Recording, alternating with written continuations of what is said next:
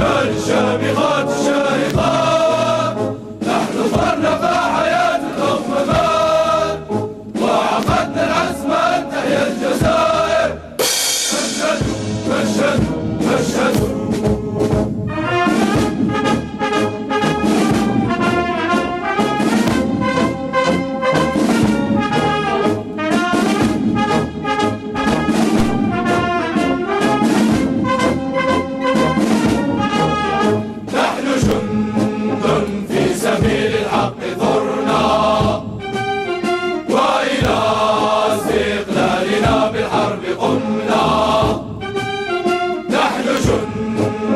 في سبيل الحق ثرنا، وإلى استقلالنا بالحرب قمنا.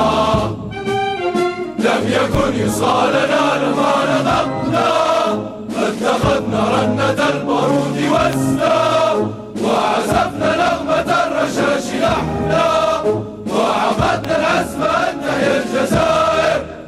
مشهدوا مشهدوا مشهدوا.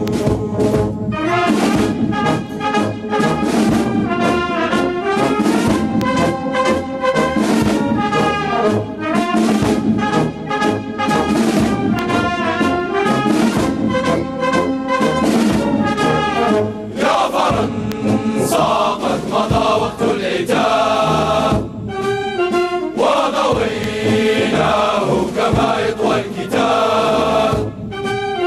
يا فرنسا قد مضى وقت العتاب، وضويناه كما يطوى الكتاب. يا فرنسا إن ذا يوم الحساب، فاستعدي وخذي من الجواب. إن في ثوراتنا فصل الخطاب، وعقدنا العزم أن تحيا الجزائر. مشهدوا مشهدوا مشهدوا.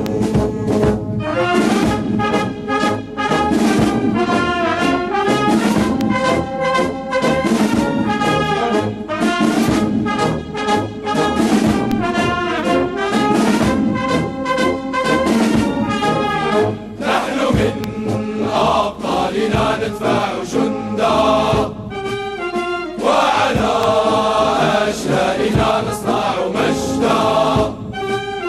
نحن من أبطالنا ندفع جندا، وعلى أشلائنا نصنع مجدا. وعلى أرواحنا نصعد خلدا، وعلى أماتنا نرفع بندا. شفت التحرير أعطيناك عهدا، وعقدنا العزم أن تحيا الجزائر. مشهدوا مشهدوا مشهدوا.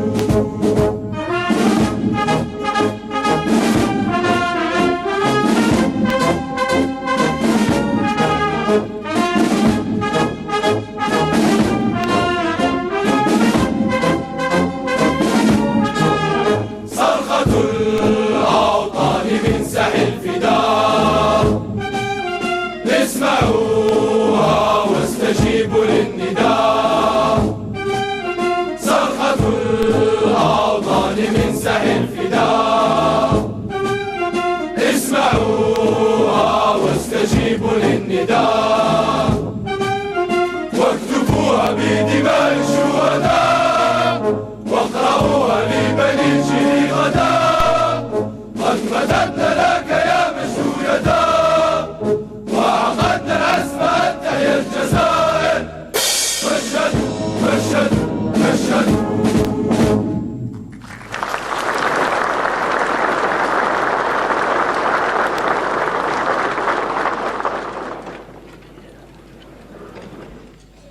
إذن كانت هذه الصور على المباشر من قصر الأمم نادي الصنوبر، أين سيقوم السيد رئيس الجمهورية بإلقاء خطاب للأمة من خلال غرفتي البرلمان. سنتابع إذن هذا الحدث من خلال هذه التغطية الخاصة. أعود إليكم أستاذ محمد الشريف ضروري كنا نتحدث عن الرسالة من خلف هذا اللقاء، رسالة للداخل وللخارج أيضا. You're still listening to Radio Algeria International, and as we said, the President of the Republic, Abdelmajid Tebboune, is addressing Parliament today. The speech, to be made annually before the two houses of Parliament, offers the President of the Republic the opportunity to address the country's political, economic and social situation, as well as foreign policy, notably the achievement made this year. He will also evoke the prospects for year 2024. The President of the Republic, Abdelmajid Tebboune, has signed here in Algiers the 2024 Finance Law, providing for a series of several legislative measures designed to preserve the citizen purchasing power. The law provides for a temporary tax exoneration regarding widely consumed products to safeguard and consolidate the purchasing power. It is also aimed at simplifying and digitizing tax procedures. The law expects an economic growth of 4.2% in 2024, driven by all sectors of activities, with a growth of almost 1% in the hydrocarbon sectors, boosted mainly by gas exports. Now, the President of the Republic, Supreme Commander of the Armed Forces, Minister of National Defense, Mr. Abdelmajid Tebboune, has chaired a meeting of the Council of Ministers at which a number of issues relating to several sectors were discussed. The Council of Ministers has approved the additional program for the province of Tindouf with an overall budget of 29.5 billion Algerian dinar, in addition to the program already underway. The President has ordered the immediate launch of an in-depth study aimed at creating a free trade zone to help diversify economic activities and the creation of a dynamic in the region, particularly along the borders between Algeria and Mauritania. President Tebboune has affirmed the importance of the digitization of the overall government sectors in a unified way, under the supervision of the High Commission for Digitization, regarding the state of the progress of the digitization of the state's tax and customs services. He has hailed the progress made in digitizing the finance sector. President Tebboune has ordered the revision of the status and compensation schemes of several bodies, including the education sector, hospital and university researchers, teacher researchers and permanent researchers, medical and paramedical professionals, as well as imams.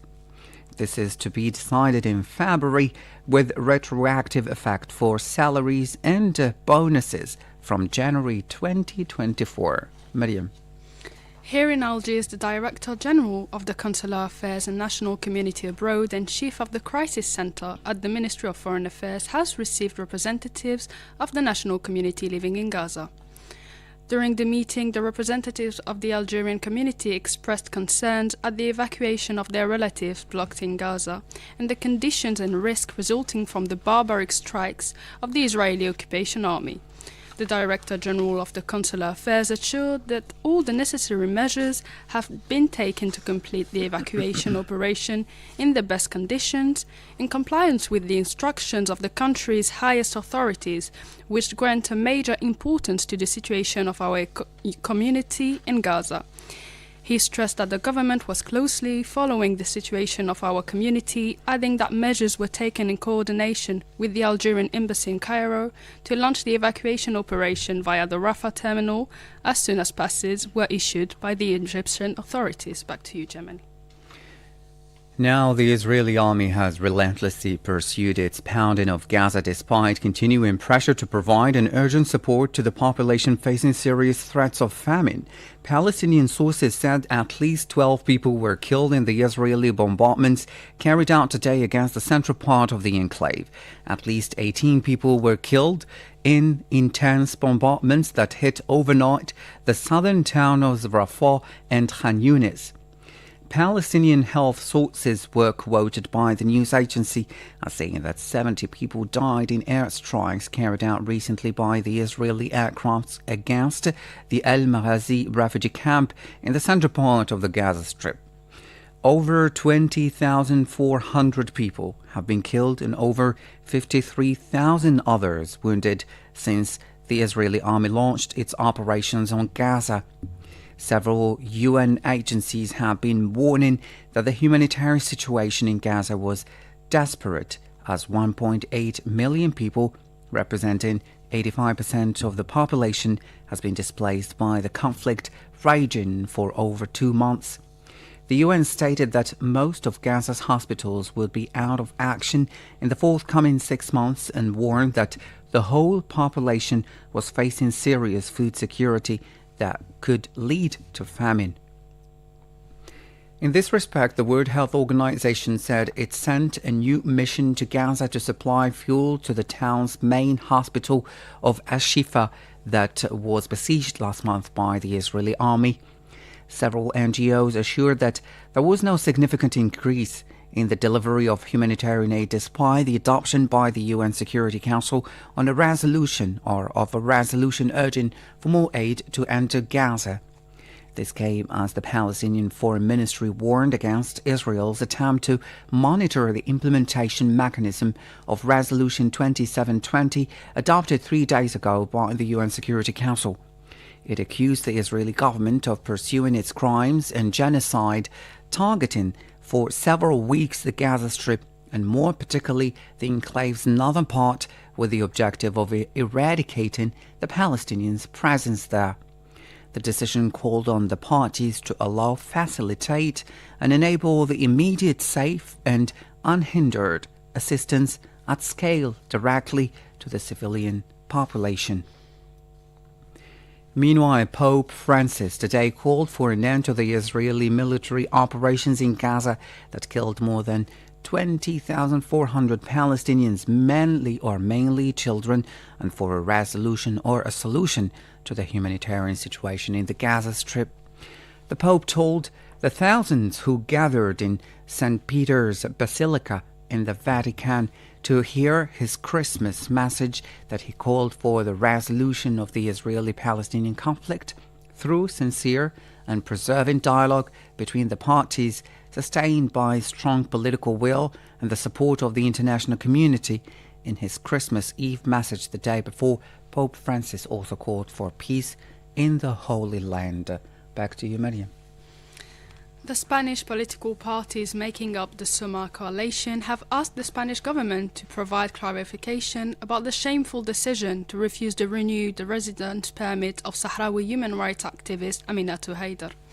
According to Europa Press, coalition MPs Enrique Santiago of the political party Izquierda Unida and member of the Congress of Deputies of Spain, CD, have put a series of questions to the Spanish government in which they point out that the decision concerning Aminata Haidar involved a lack of protection of a well-known human rights activist who has already suffered several reprisal by Morocco. They therefore called on Madrid to adopt protection measures in favor of Haidar, as well as other Sahrawi citizens. The Summa deputies emphasized that the activist was one of the most emblematic voices in the Sahrawi people's struggle against the occupation of her country, Western Sahara, by Morocco. Recalling the hunger strikes she staged at Lanzarote airport in 2009 after being refused by the Moroccan occupation authorities the right to return to Western Sahara. For its part, the Progressive Union of Public Prosecutors sent an open letter to the Spanish Minister of the Interior, Fernando Grande Marlaska, in which it described as scandalous and unjust the decision to deprive the president of the Sahrawi Initiative against the Moroccan occupation, ISACOM, of her residence permit. In an interview with the Spanish El Independiente newspaper, Aminata Haidar denounced that the decision to renew her residence permit was refused despite her 16 years-long residence in both the occupied territories of Western Sahara and Spain. She said that it was rather a political measure than an administrative decision, rejecting the pretext according to which the request was not made on due time. The Sahrawi militant reiterated her determination to carry on her fight and defend the legitimate rights of the Sahrawi people. Back to you, Jamal. Several Gulf countries have hailed the announcement of a new commitment by the warring parties in Yemen to respect a new ceasefire and to work towards peace.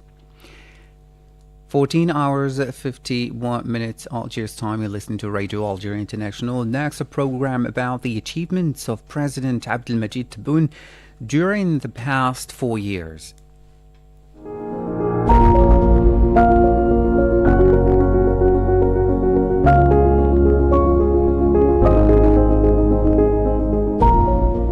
Years after the election of Mr. Abdelmajid Tebboune, President of the Republic, Algeria has made unprecedented achievements, including the return of our country to the international scene and the strengthening of its pivotal role. Here we look at the most important gains and achievements since the election of President Abdelmajid Tebboune, as well as the challenges facing the new Algeria in the next stage.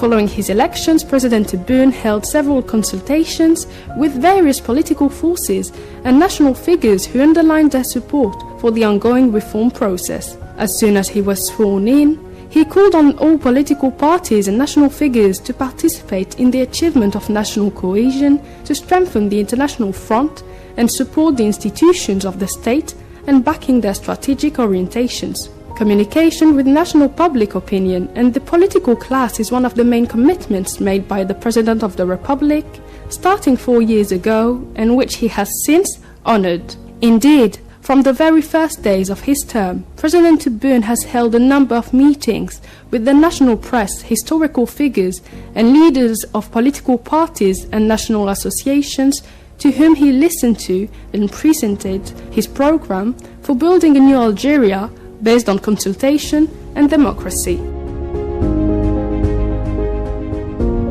From January 2020, the President of the Republic has introduced a new tradition with the national media, granting them regular interviews, constituting a forum of discussing domestic, political and socio-economic issues. His meetings with the heads of the national media gave him the opportunity to listen to the socio-professional concerns of the media cooperation, with the aim of improving the performance of the profession to make it effective as part of the national development process. In an interview, the President of the Republic called on the parties to break with old methods, stressing that they were free to draw up their own political programs, but with national unity and the November 1st Declaration as their common denominator.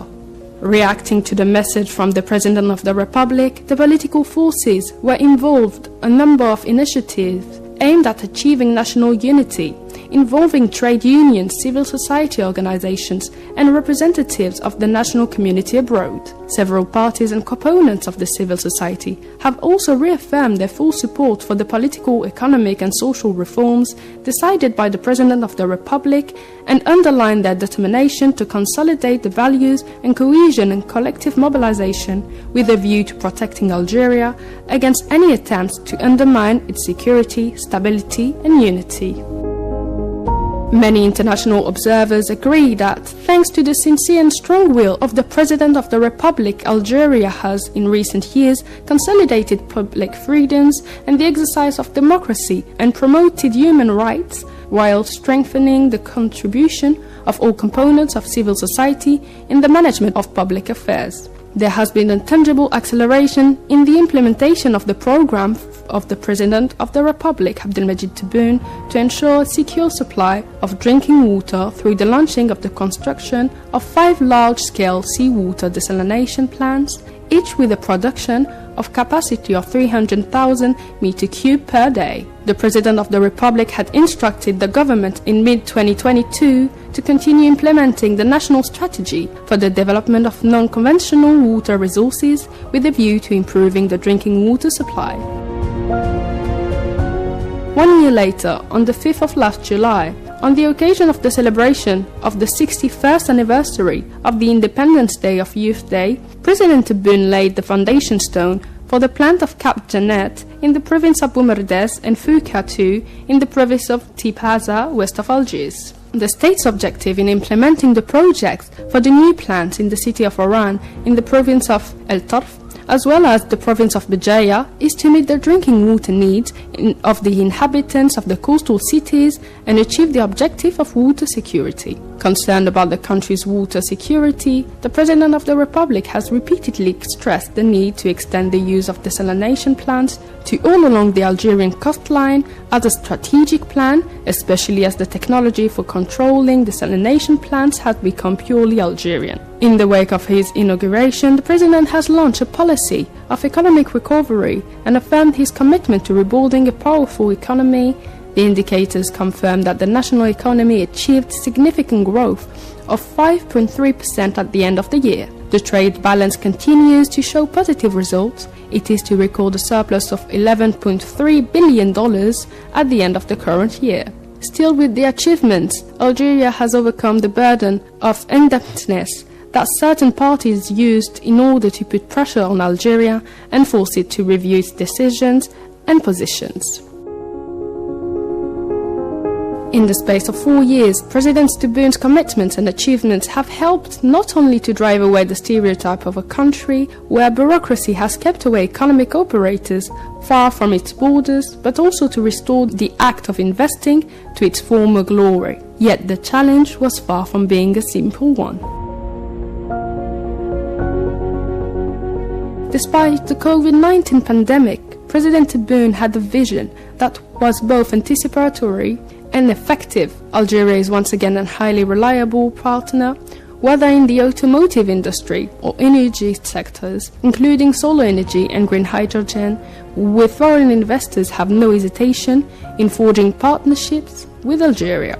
Today the figures bear witness to the growing importance of Algeria. By the end of September, the Algerian Investment Promotion Agency had registered 3,734 projects. The introduction of a digital platform dedicated to investors will undoubtedly bring transparency, equality and speed the processing of applications, as well as efficiency and, above all, confidence. Other actions have also been taken to serve and support the supply model, particularly abroad, with the opening of new sea and air links with West African countries.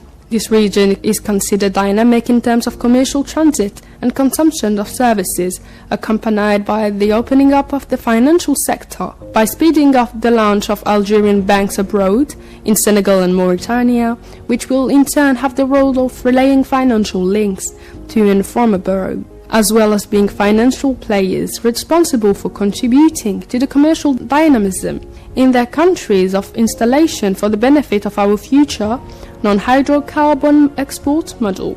At the social level, this year was marked by the continued consolidation of the gains achieved in recent years. The state has been able to maintain a stable situation, despite the challenges, including among the most important, the global economic crisis and unstable markets. The state has maintained its social character and continued its support for the underprivileged to preserve the purchasing power of its citizens through adopted procedures and mechanisms, which resulted in a salary increase of 47% for 2024.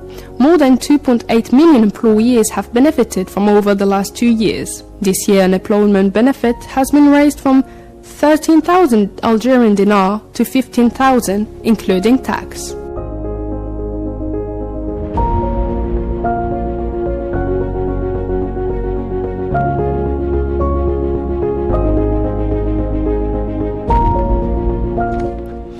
And now let's just recall the main event of the day, which is the President of the Republic, Mr. Abdelmajid Tebboune, who is addressing Parliament, an opportunity to address the country's political, economic and social situation, as well as foreign policy, notably the achievement made this year.